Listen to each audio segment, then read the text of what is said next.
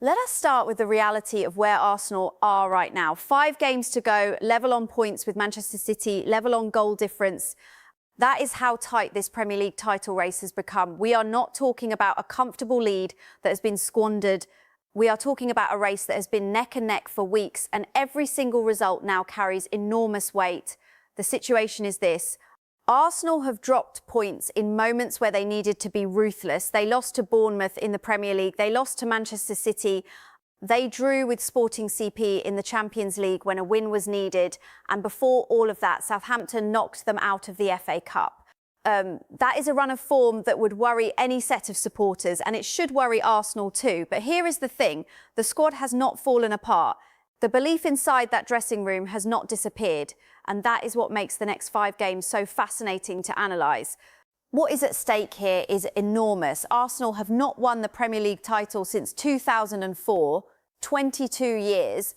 That is a generation of supporters who have never seen their club lift that trophy. The players know it, the manager knows it, and the pressure of that reality is sitting on every single person connected to this football club right now. If Arsenal do not win their remaining 5 games, they hand the title to Manchester City. It is that simple. And with City having a game in hand, the margin for error is effectively 0. Every dropped point is a gift to their rivals. This is the context in which Arsenal face Newcastle United at the Emirates Stadium. Before we go further into the full breakdown, if you are watching this and you want deep, honest, detailed football analysis every single week, hit that subscribe button right now. This channel exists to give you the full picture, not just the headlines. Hit subscribe and let us continue. The form guide and what it tells us. Let us start with the numbers, because the numbers tell a story that words alone cannot fully capture.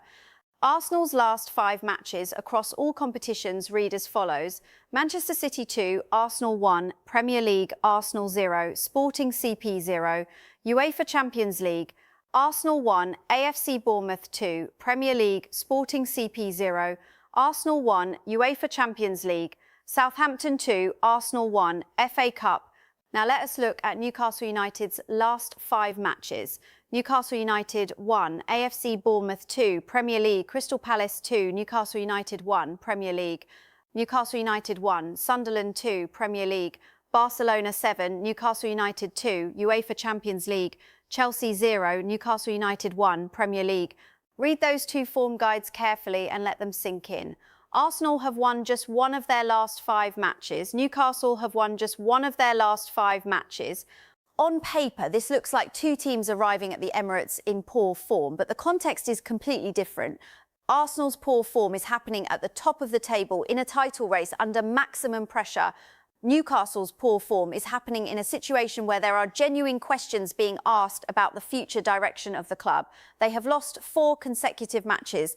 They were beaten 7-2 by Barcelona in the Champions League. They have lost to Bournemouth, Crystal Palace and Sunderland in the Premier League. 4 straight defeats heading into this game. That distinction matters. Arsenal's pressure is the pressure of ambition. Newcastle's pressure is the pressure of a club searching for answers. The evidence suggests that despite Arsenal's own struggles, they remain in a far stronger position to impose themselves in this fixture. A home game at the Emirates in front of their own supporters with everything to play for against a Newcastle side that has completely lost its rhythm. On paper, this should be a moment where Arsenal rediscover their sharpness, but football does not always follow logic. And that is exactly why the mental state of this Arsenal squad matters just as much as the tactical setup. What the Arsenal players are actually saying. This is where it gets really interesting, because over the past 24 hours, multiple Arsenal players have spoken publicly, and what they are saying gives us a genuine window into the mindset of this squad. Let us start with William Saliba. Saliba has spoken about the pressure of competing for both the Premier League and the Champions League simultaneously. And he did not try to hide it or downplay it. He said, and I want you to really hear this, that the pressure is so constant, so ever-present, that even when he sleeps, he is thinking about it. He said that when you are close to achieving your dreams, sometimes when you sleep, you think about that. He described it as good pressure, because they can win something. Now, here is how I see this. This is a player who understands exactly what this moment means. He is not running away from the pressure. He is not deflecting it. He is acknowledging it, sitting with it and channeling it into motivation. That is a sign of maturity. That is a sign of a player who is mentally ready for the challenge ahead. Saliba also said something else that is deeply significant. He said Arsenal have not won the Premier League since 2004. He said it has been a while. He said he has been at the club for 4 years and has always finished second. And then he said, if we change that this season, it will be a massive success for us and for me. And he added, I am sure we will do that. That is not arrogance, that is conviction. That is a central defender who has been the foundation of this Arsenal team, telling the world, we are going to get this done. And when asked who the most optimistic and upbeat member of the squad is, Saliba did not hesitate. He named Mikel Arteta. He said Arteta always has the good words to bring the squad back to a good mood. He called it Arteta's biggest quality. Here is what you really need to understand. Even in a moment of genuine difficulty, even after losing to Manchester City and drawing in the Champions League, the internal atmosphere at Arsenal is being held together by their manager. That is leadership, and it is something that does not always show up in statistics. Now let us look at what Gabriel Martinelli has been saying. Martinelli was direct and focused when he spoke.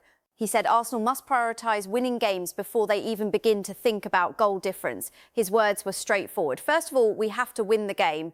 Then we can think about scoring goals. We know it is going to be tight. To win the Premier League is not easy. We know that.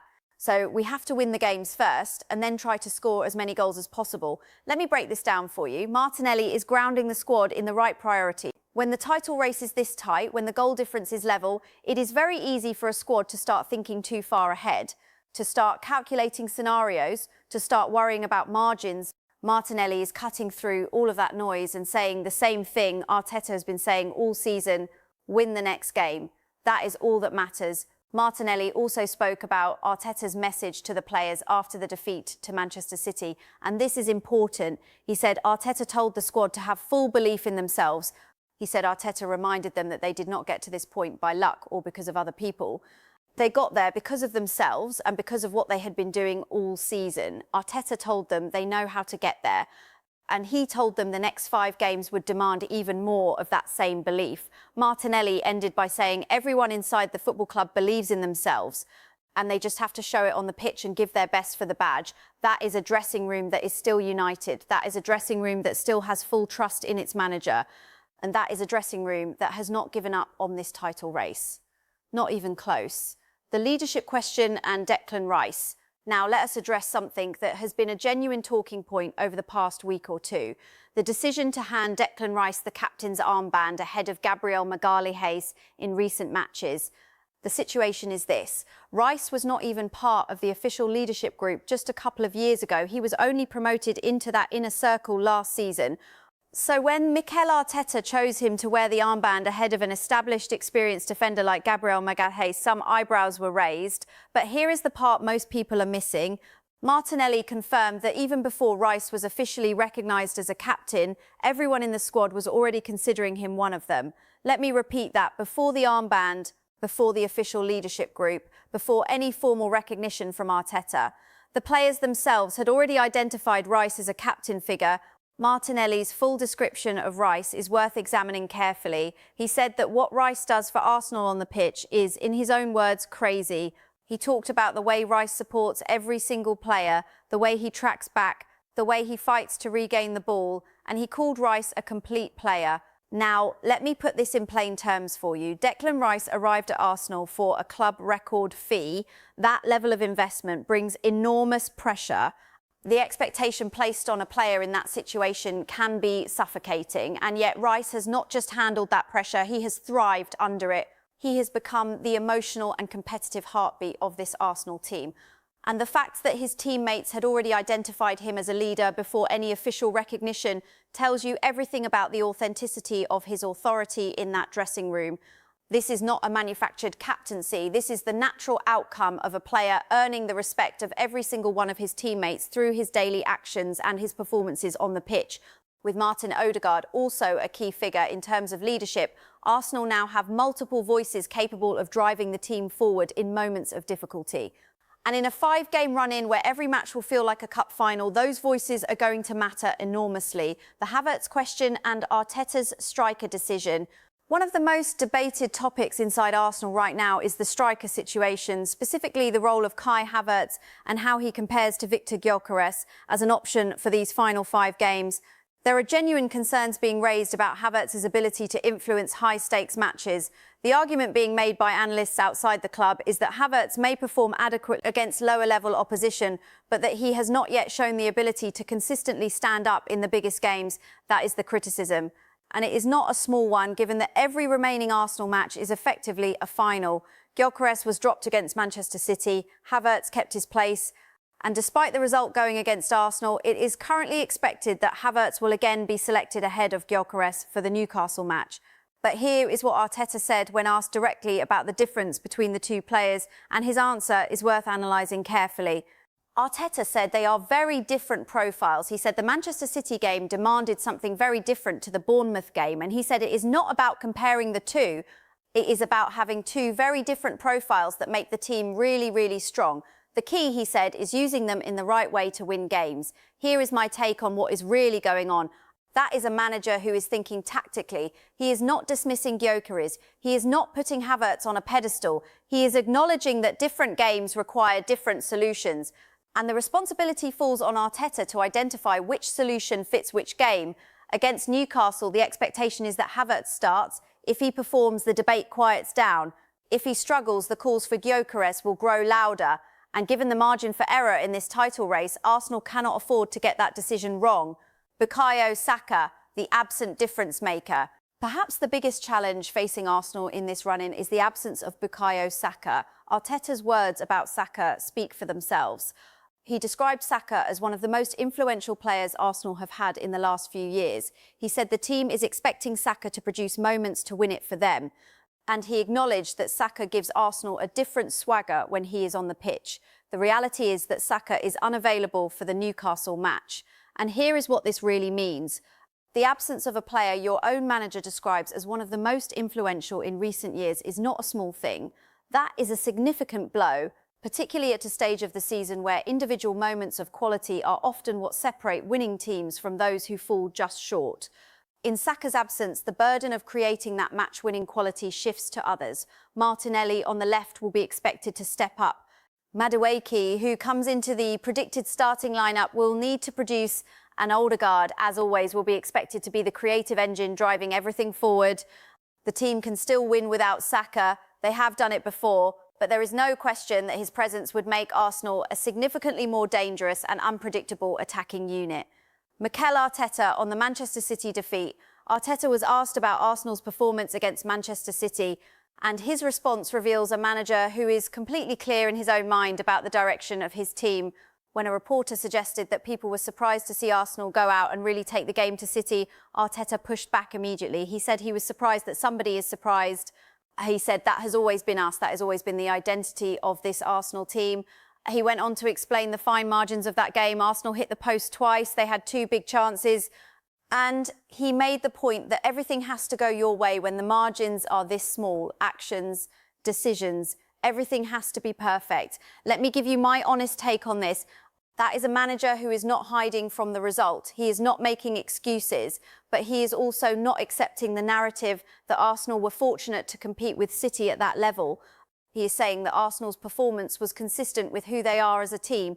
The outcome just did not go their way. Arteta is keeping the performance level as the reference point, not the scoreline. He wants his players focused on executing their approach perfectly because he believes the results will follow if they do that in the remaining 5 games. What Petr Cech said about the title race. Former Arsenal goalkeeper Petr Cech gave his assessment of the title race, and it is one of the most balanced and insightful perspectives we have heard from a football figure with direct experience of winning at the highest level.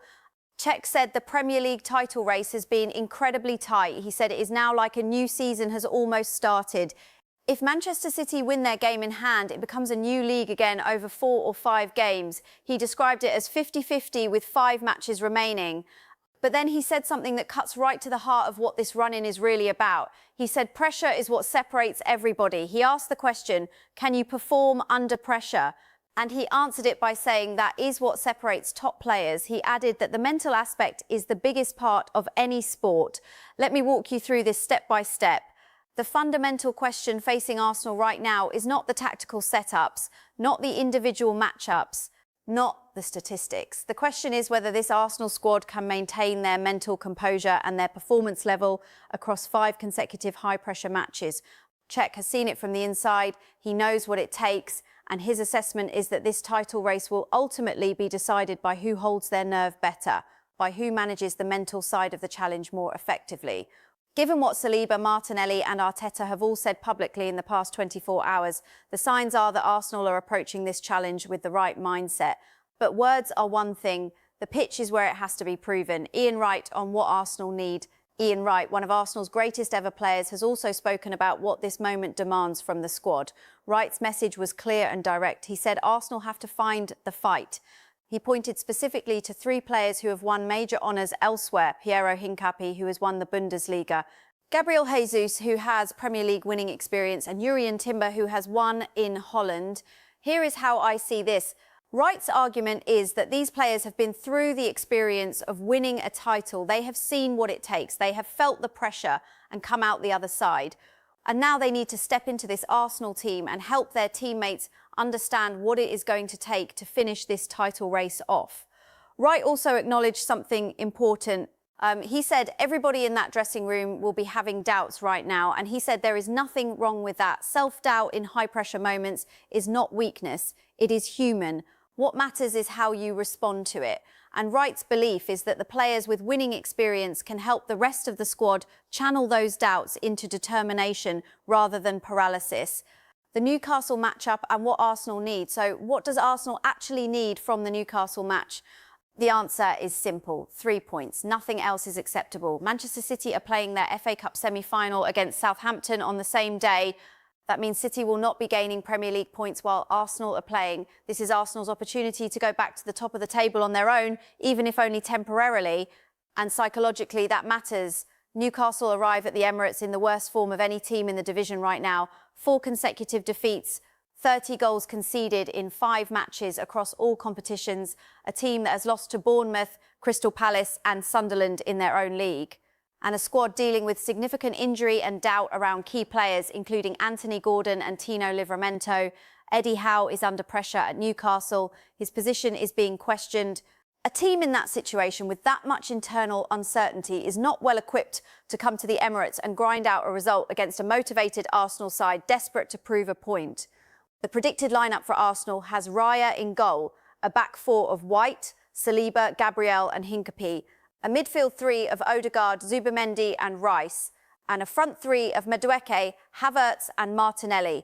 With Saka and Merino out and Timber and Calafiori listed as doubtful, Arteta has some limitations. But the core of this Arsenal team remains very strong. For Newcastle, Ramsdale is expected in goal, a back 4 of Trippier, Thea, Byrne and Hall, midfield of Guimaraes, Tonali and Ramsey, and an attack of Elanga, Wissa and Barnes. Without Shah, Kraft, Joelinton and with serious doubts over Gordon and Livramento, Newcastle are significantly weakened. The prediction is Arsenal 2, Newcastle 0.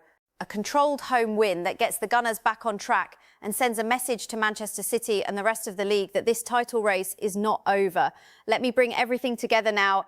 Arsenal are in the most important period of their season, possibly one of the most important periods in the club's recent history. The title race is level, the pressure is enormous, the stakes could not be higher, but what we are seeing from this squad is not panic, it is not collapse. Is a group of players and a manager who are processing the pressure, communicating honestly and maintaining the belief that they can get this done. Saliba is thinking about it in his sleep, but calling it good pressure. Martinelli is focused on winning first and goal difference second. Arteta is reminding his players that they built this position themselves and only they can see it through. Rice has already established himself as a genuine leader with or without the armband. And the external voices with Arsenal experience like Wright and Cech are pointing to the mental challenge as the real defining factor. Newcastle, for all their difficulties, will not come to the Emirates to simply hand Arsenal 3 points. But the evidence of their form, their squad limitations and their internal pressure suggests that Arsenal have every opportunity to win this match convincingly. What happens after Newcastle against whichever opponents follow in the remaining fixtures will determine whether this is the season Arsenal finally end 22 years of waiting for a Premier League title. The players are ready, the manager has the belief, the stadium will be electric, and this squad has spent 4 years building towards exactly this kind of moment. Now they have to go out and take it. This has been Melissa, Arsenal analyst. If you found this breakdown valuable, please subscribe to the channel, leave a comment below with your thoughts on Arsenal's chances in the title race, and share this video with every Arsenal supporter you know. We will be back with more analysis as this incredible season reaches its conclusion. Come on, Arsenal.